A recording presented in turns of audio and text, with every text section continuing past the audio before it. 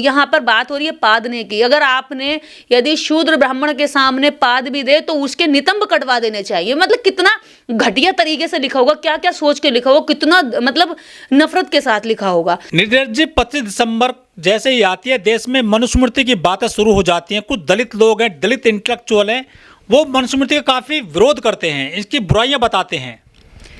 वो जो इसका विरोध करते हैं वो इसके अंदर बनाए हुए कानून का विरोध करते हैं, क्योंकि मनुस्मृति में जो कानून है वो एक वर्ग को, एक क्लास को सिर्फ ऊंचा दिखाने का प्रयास करते हैं, बाकी सारे देश के नागरिकों को उनका दास और उनके नीचे अधीन रहने के लिए मजबूर और विवश करते हैं। तो ये वो लोग हैं जो इसका विरोध करते हैं, जिनको इसके तहत गुलाम बना के रखा गया, जिनके कई पीढ़ी दर पीढ़ी शोषण का जो सिलसिला था वो जारी रहा। अब जैसे आप मनुस्मृति की बात आप कह रहे हैं कि मनुस्मृति का दहन भी होता है, इसको बाबा साहेब डॉक्टर अम्बेडकर ने भी 25 दिसंबर 1927 में जलाया था। और इसमें जब उन्होंने जलाया था तो खुद ब्राह्मणों के हाथ से ये मनुस्मृति जलवाई थी। और बाबा साहब डॉक्टर अम्बेडकर ने इसको इसलिए जलाया था क्योंकि उन्होंने मनुस्मृति को पढ़ लिया था। मैं आज अम्बेडकरवादियों से एक अपील करूंगी और इस पूरे वर्ग से अपील करूंगी कि एक बार वो मनुस्मृति को पढ़े जरूर। मेरे हाथ में ये मनुस्मृति है। होता क्या है कि बाबा साहब डॉक्टर अम्बेडकर ने जब 25 दिसंबर में मनुस्मृति जलवाई थी तो बाबा साहब ने उसको पहले पढ़ा था। पढ़ने के बाद उन्होंने कहा कि ये जो कानून है ये काला कानून है, इस देश की करोड़ों जनता को दूषित और उनकी जो स्थिति है उसको गरीब और दास्ता बनाए रखने का ये बेहद घृणित कानून है। ये कानून क्यों घृणित है आज भी शायद लोगों को इसके बारे में जानकारी नहीं है, इसको पढ़ा नहीं है। मैं इसी में के कुछ इसका विरोध होने के कारण बताती हूँ। इसके हम सभी श्लोकों पे एक एक वीडियो बन सकती है, एक एक पूरा पोस्ट पढ़ सकते हैं, पूरा मतलब दर्द लिखा जा सकता है। अब मैं आपको इसमें ज़्यादा नहीं, मात्र 3 श्लोक पढ़ के बताऊंगी जो मैंने अभी अंडरलाइन किए हुए हैं। पहला श्लोक है, सहसन मभ्री प्रेपुष तत्र कस्या पृष्ठम कंटम्प्या कंटका कूटे निर्वास्य स्पंच वास्य वर्कतयंत। इसका अर्थ है जो शूद्र ब्राह्मण के साथ एक आसन पर बैठना चाहे, यानी अगर शूद्र ब्राह्मण के साथ आसन पर बैठना चाहे तो राजा उसकी कमर पर दाग लगवा दे, लोहे की गरम सलाख से दाग लगवा दे और उसे देश से निकलवा दे। वह उसके, अब यहाँ जो शब्द है मैं क्या कहूँगी, हिप, इंग्लिश में बोलूँगी कि हाँ हिंदी में लिखा हुआ है, आप अगर पढ़ेंगे तो आपको भी लगेगा कितना मतलब कुछ भी इन्होंने लिख दिया है और वही इन्होंने अपना कानून बना दिया कि उसके हिप कटवा लेने चाहिए। ये वो कह रहे हैं कि अगर ब्राह्मण के साथ मात्र बैठने भर से यदि शूद्र ब्राह्मण के साथ बैठना चाहे तो उसके नितंब कटवा देने चाहिए और उसकी कमर पर दाग लगवा करके उसे राज्य से निकलवा देना चाहिए। इसके बाद दूसरा श्लोक है, अनिविष्टम वत्तो द्रवः पोष्टो छेद यंत्रम अवमूत्रियतो मेढ़ु मर्व धर्म सत्यो गुदवा।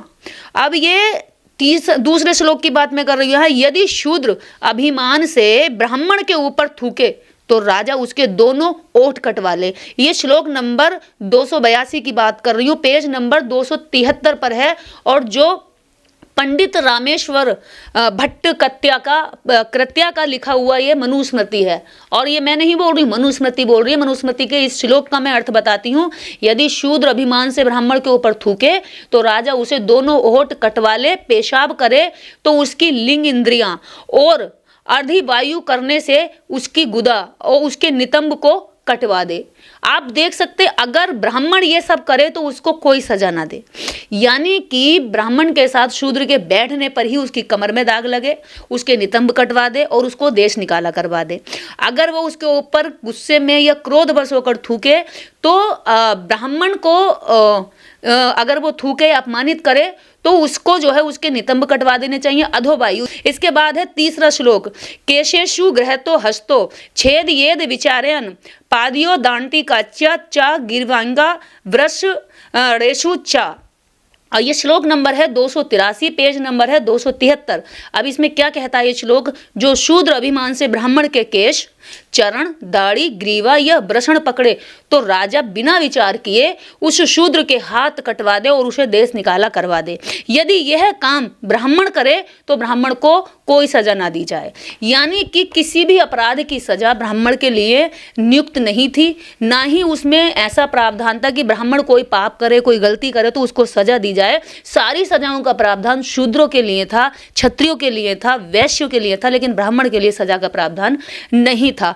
यही कारण था कि बाबा साहब डॉक्टर अंबेडकर ने मनुस्मृति को पढ़कर देख लिया कि ये जिस सिस्टम से देश चलता है, यानी कि हमारे देश में हिंदुओं के ऊपर ये मनुस्मृति का ही कानून लागू था। इसी सिस्टम से देश चलता था, यानी हिंदू धर्म सारा इसी के सिस्टम से चलता था, जो कि बाबा साहब डॉक्टर अंबेडकर जैसी महान विभूति को भी स्कूल में पढ़ाने के लिए राजी नहीं था। स्कूल क्लास से बच्चे भाग जाते थे जब डॉक्टर अंबेडकर क्लास के अंदर आते थे, शिक्षक पढ़ाते नहीं थे। तो उन्हें बाबा साहब अंबेडकर ने जब ये सब कुछ पढ़ा, जब मनुस्मृति पढ़ी, तो उन्होंने जाना कि मनुस्मृति का ही जो सिस्टम है वो लोगों के दिमाग में है और इस मनुस्मृति के सिस्टम को जलना चाहिए। तो बाबा साहब अंबेडकर ने 1927 में 25 दिसंबर को ये मनुस्मृति जलाई और मनुस्मृति जला करके उन्होंने बताया कि जो काला कानून है वो लोगों के हित में नहीं है, वो इस देश की करोड़ों जनता को आगे बढ़ने का मौका नहीं देता है, वो इस देश में उनके ऊपर अत्याचार करता है, साथ ही साथ उनकी सजा कम होती, उनकी गलती कम होती है और सजा उनको ज़्यादा दी जाती है, लेकिन ब्राह्मण की गलती ज़्यादा होती है और सजा उनकी कुछ नहीं की जाती है। यदि ब्राह्मण बलात्कार करे तो उसका सिर मुंडवा देना चाहिए, यानी बस उसको गंजा करवा देना चाहिए, ये उसकी सजा थी।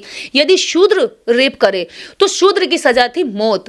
तो दोनों में कितना अंतर है। एक के सिर्फ बाल कटवा दिए जो महीने 2 महीने में बड़े हो जाएंगे, कोई बड़ी दिक्कत नहीं है, होता रहता है व्यक्ति गंजा, लेकिन शूद्र की तो एक ही सजा थी कि उसको हत्या कर देनी चाहिए उसकी।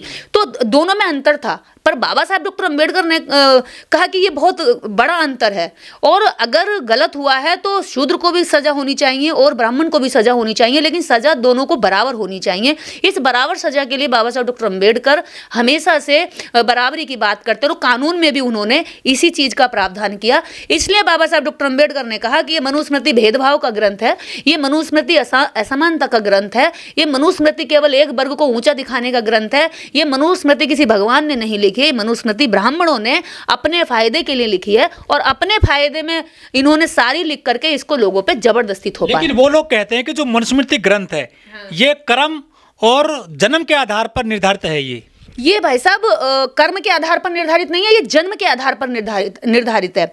अगर ये जन्म के आधार पर आधारित नहीं होती तो इस देश के अंदर ब्राह्मण का ही बेटा पुजारी क्यों बनता, फिर पुजारी का ही बेटा पुजारी, एक ही जाति का बेटा क्यों मंदिरों में पुजारी बनता है। वहां पर गटर साफ करने वाले का बेटा भी पुजारी बन सकता था, जैसे आज IAS बन सकता, लेकिन मंदिर का पुजारी नहीं बन सकता।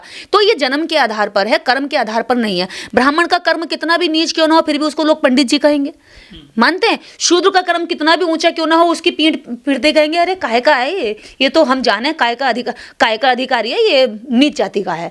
तो ये सब क्या है, ये जन्म के आधार पर है, कर्म के आधार पर नहीं है। मरने के बाद भी जो है जो शमशान घाट है वो तक जो है जन्म के आधार पर तय होते हैं कि अछूत का बेटा अछूत बन रहा है और पंडित का बेटा पंडित जी बन रहा है। तो ये जन्म के आधार पर है। कर्म के आधार पर अगर होता तो फिर ब्राह्मण को और क्षत्रिय को और वैश्य और शूद्र और अछूत सबको बराबर सजा होती, क्योंकि कर्म तो दोनों के घृणित हैं। अगर गलत कर्म है तो गलत कर्म पर सजा एक साथ होनी चाहिए। बाबा साहब डॉक्टर अंबेडकर ने मनुस्मृति को जलाकर यह साबित किया कि ये मनुस्मृति लोगों के हित में नहीं है, ये मनुस्मृति लोगों के खिलाफ नफरत फैलाने में काम आती है, ये मनुस्मृति लोगों में असमानता पैदा करती है और ऐसे ग्रंथ को जल जाना चाहिए। इसलिए बाबा साहब अंबेडकर ने इस मनुस्मृति को जलाया। लेकिन निर्देश जी बड़ा सवाल ये है कि देश में संविधान लागू है, मनुस्मृति की कहाँ जरूरत पड़ती है? अब आप इनका विरोध क्यों करते हैं आप? हाँ, आपने बिल्कुल सही कहा है। देखिए, भारत में संविधान लागू है, लेकिन लागू करने वाले जो लोग हैं, सिस्टम में बैठे हुए लोग, वो मनु की औलादे बैठी हैं, वो मनु की विचारधारा को लेकर बैठी हैं। देखिए, सिस्टम जो लागू होता है वो यहाँ से होता है। हमारा मन यदि संविधान के प्रति समर्पित है तो हम संविधान को लागू करने की बात करेंगे, लेकिन अगर हमारा मन, हमारा विचार, हमारा दिमाग, हमारे हाव भाव, हमारा व्यवहार यदि मनुस्मृति को समर्पित है तो हम मनुस्मृति को लागू करने की कोशिश करेंगे। और आज भारत में सिस्टम में बैठे हुए वही लोग हैं, RSS के लोग, जो मनुस्मृति आधारित कानून चाहते हैं, जो संविधान से नफरत करते हैं। क्या आज मनुस्मृति कुछ अहमियत है? आज के समाज में संवैधानिक युग चल रहा है, आधुनिक काल है आज। देखिए, मनुस्मृति का केवल इतना ही महत्व है कि मनुस्मृति आज कानून में भले लागू नहीं है लेकिन लोगों के विचारों में लागू है। आज जो मॉब लिंचिंग होती है वो मनुस्मृति की सोच से होती है। आज जो देश में रेप होते हैं, दलितों के साथ रेप होते हैं, उनकी घटनाएं खबर नहीं चलाई जाती है, वो मनुस्मृति के आधार पर चलाई जाती हैं। जो अखबारों में और टीवियों में बैठ करके दलितों के अधिकारों के खिलाफ जो नफरत उगलते हैं वो भी मनुस्मृति की सोच के आधार पर उगलते हैं। जो लोग इस देश के अंदर कहते हैं कि नेता दलित का अछूत का बनना अपराध है, तो वो मनुस्मृति की ही सोच है, जो लोग इस देश के अंदर बेटियों को, औरतों को पैर की जूती समझते हैं, इस्तेमाल करते हैं, रेप करते हैं, ये सब मनुस्मृति के आधार पर सोच है। तो ऐसी सोच को खत्म होना चाहिए। और मैं इस देश के अंदर उन सभी करोड़ों लोगों से कहना चाहती हूँ जिनके खिलाफ ये मनुस्मृति लिखती है और जो लोग मनुस्मृति को जलाते हैं, कि वो मनुस्मृति को जलाएं ना, वो मनुस्मृति को पढ़ें। मैंने पहले भी आपके चैनल पर ये अपील करी थी कि वो मनुस्मृति को जलाने से पहले एक बार पढ़ें। अगर मैं इस किताब को जला देती तो मैं इसको पढ़ नहीं पाती। मैं इसके अंदर की जो असमानता वाली सोच है, जो श्लोक हैं, जो बातें हैं, जो तथ्य हैं, वो मैं पढ़ नहीं पाती। तो इसलिए मनुस्मृति जलानी नहीं है, मनुस्मृति पढ़नी है। और बाबा साहब डॉक्टर अम्बेडकर ने भी अगर मनुस्मृति जलाई थी तो उससे पहले पढ़ा था। इसलिए हमारे लोगों को चाहिए कि वो मनुस्मृति को पढ़ें। पर मैं अपने लोगों में एक चीज़ की बहुत कमजोरी देखती हूँ। अगर उनसे कहा जाए कि जो जाओ भाई ये मनुस्मृति पढ़ो, तो ये मनुस्मृति अगर हम महीने बाद भी जाएंगे उसके घर पर तो धूल चढ़ी हुई मिलेगी, वो पढ़ेगा नहीं। लेकिन अगर उससे कह दो कि लो इसे जलाओ, तो वो बहुत जल्दी जाकर जला देगा। और ये जो सोच है ना हमारे समाज में पढ़ने को लेकर के, जो उनके अंदर निराशा है, उदासी है, जो निष्क्रियता है ना, ये एक्टिव होनी चाहिए। उन्हें निर्देश जैसा बोलने वाला बनना चाहिए, ना कि मनुस्मृति जलाने वाला बनना चाहिए। बड़ा सवाल ये है निर्देश जी कि लोग मनुस्मृति जलाते हैं। बाबा साहब ने भी मनुस्मृति जलाई थी 1927 में, लेकिन ये तो लोगों के दिमाग में बैठ चुकी है, वो कैसे जलाओगे उन विचारों को आप? मैंने कहा वो विचारों में जो मनुस्मृति, वो विचारों से जलेगी। आप किताब के पन्ने जला रहे हैं, लेकिन वो सरकारों में बैठ करके मनुस्मृति के तो अंजर श्लोक हैं वो उनको लागू कर रहे हैं, वो कानूनों में भी लागू कर रहे हैं। उनके विचारों में तो है ही है, समाज में तो है ही, उनके सिस्टम में भी लागू कर रहे हैं। वो कानून में इसको शामिल करना चाहते हैं। इसीलिए वो पूरे देश में उन्हें पता है कि मनुस्मृति लागू करने के लिए देश में सरकार लाना जरूरी है, कानून बनाने जरूरी है, और सरकार को लाने के लिए लोगों का वोट लेना जरूरी है, और वोट लेने के लिए कोई एक मुद्दा देना जरूरी। तो उन्होंने सबको इकट्ठा करने के लिए हिंदू धर्म दिया। हिंदू धर्म आधारित लोगों को लाएंगे, उनको भी लाएंगे जो मनुस्मृति के अंदर मतलब कोई इज्जत नहीं पाते।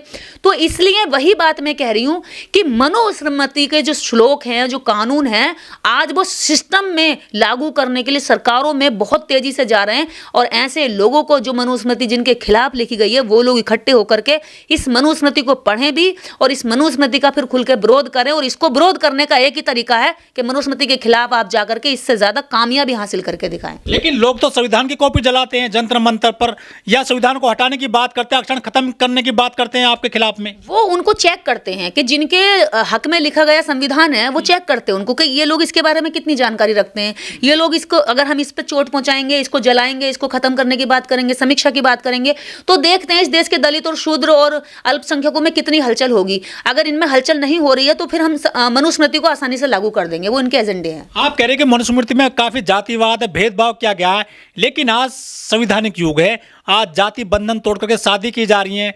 चाहे रामदास अठावले हो, चाहे उदित राज हो, या और बहुत सारे नेता हैं हमारे देश में, IAS है, PCS हैं, उन्होंने तो ब्राह्मण लड़कियों से शादी की है, युवतियों से शादी की है। अब कुछ सब कुछ समान हो चल रहा है ना। देखिए, जो ये शादियां हुई हैं, ये राजनीतिक शादियां हुई हैं। ब्राह्मण की लड़की कभी गरीब लड़के से प्यार करके शादी क्यों नहीं करती? एक IAS को एक IAS से ही प्यार क्यों होता है? एक ब्राह्मण की लड़कियों को हमेशा नेताओं से ही क्यों प्यार होता है, जिसके पास सिस्टम है, जिसके पास पावर है, जिसके पास कार है, बंगला है, गाड़ी है, सुविधा है, नौकर चाकर है, खाने के लिए बढ़िया है, पहनने के लिए बढ़िया है। हमेशा इसी वर्ग और इसी एक जो दलित वर्ग में भी जो एक क्लास बन गई है, ऊंची क्लास, यानी कि अमीर वाली क्लास, उसी अमीर वाली लोभी से क्यों प्यार होता है? उसी अमीर वाली लोभी से क्यों शादी होती है? क्योंकि उन्होंने तो मुगलों के साथ शादी कर ली, उन्होंने तो अंग्रेजों को अपनी बेटियां दे दी, उन्होंने तो इस देश में हूड़ों को दे दी, शक्कों को दे दी, और न जाने कितने मंगोलियों को दे दी। तो वो बेटियों के लिए उनका कोई मतलब नहीं, क्योंकि मनुस्मृति में खुद कहा गया कि बेटी जो है कन्या का दान है। बेटी कोई बेटी नहीं है, या बेटी कोई घर की वो नहीं है इज्जत। उनके लिए बेटी क्या है? एक दान है। अगर कोई पैसा दे, धन दे, तो बेटी को भी बेच दिया जाए। बेटी को भी यज्ञ में और मंडप के सामने, यज्ञ के सामने मंडप में बैठकर बेटी को भी दांव पे लगाया जा सकता है। क्यों? उन्होंने तो महाभारत में द्रौपदी को दांव पे लगाया, ठीक है। उन्होंने रामायण में सीता को अग्नि पे बिठाया। इनके लिए अगर ये इंसान होती, और देश में हजारों साल तक सती प्रथा चलती रही, पति के मरने के बाद औरत को आग में जलाया, तो इनके लिए औरत कभी भी ना इंसान रही, और ना आज भी इनकी सोच में है। यही कारण है कि इस देश के अंदर आज भी जब आप देखते हैं रेप हो जाते हैं, तो रेपिस्टों के पक्ष में खड़े होते हैं, ना कि ये पीड़ितों के पक्ष में खड़े होते हैं। एक वो तुलसीदास जी की एक चौपाई है कि ढोल गवार शूद्र पशु नारी सब ताड़न के अधिकारी, वो उन्होंने भी स्त्री को काफी कम तरह का है। देखिए, तुलसीदास अगर आज होते तो मैं तो इतने जूते बजाती उनके मुंह पे कि उस आदमी को जो है क्या उस आदमी को अकल ठिकाने आ जाती है। और मेरे जैसी औरतें उस आदमी को कभी स्वीकार कर ही नहीं सकती जो स्वाभिमान और सम्मान के साथ जीती हैं। अगर वो ढोर तुलसीदास ये कह रहे हैं कि ढोर गंवार पशु शूद्र नारी तो सकल ताड़ने के अधिकारी, सबसे पहला ताड़ने का अधिकारी तो खुद तुलसीदास है। तुलसीदास को कूटना छेदना चाहिए था। अरे तुलसीदास अपनी बीवी से परेशान आदमी, अपनी बीवी से परेशान हो गए तो तू देश की सारी औरतों को कह देगा। और तुलसीदास की चौपाइयों को तो लात मारते हुए इस देश के अंदर फिर प्रधानमंत्री भी महिला बनी है, इस देश के अंदर मुख्यमंत्री महिला बनी है, इस देश के अंदर आईएएस पीसीएस तो जजेस की कुर्सी पे बैठ करके महिलाएं कानून को वो कर रही हैं, जजमेंट दे रही हैं। तो तुलसीदास तो कहीं फांसी पर लटक करके अभी अपनी आत्महत्या कर रहा होता है इस तरह की महिलाओं को देख करके। तो तुलसीदास जो मानसिकता रखता था, तुलसीदास भाई साहब अपनी बीवी से बहुत पीड़ित था। उसकी बीवी उसको बहुत तंग करती थी, परेशान करती थी, क्योंकि जाहिल आदमी था। तो ऐसे आदमी से उसकी बीवी कहीं ना कहीं दुखी होगी तो उसको क्या होगा कि उसको सताती होगी। जब सताती होगी तो उनने सोचा जैसी मेरी बीवी है वैसी दुनिया की सारी औरतें होंगी, और उसने अपनी बीवी से परेशान होकर सारी देश की दुनिया की औरतों को उसने इतना नीचा और घटिया लिख दिया। लेकिन तुलसीदास वास्तव में आज जिंदा होता तो मेरे जैसी औरत तो उसे अपने पैर की जूती के नीचे रगड़ रगड़ कर मार देती।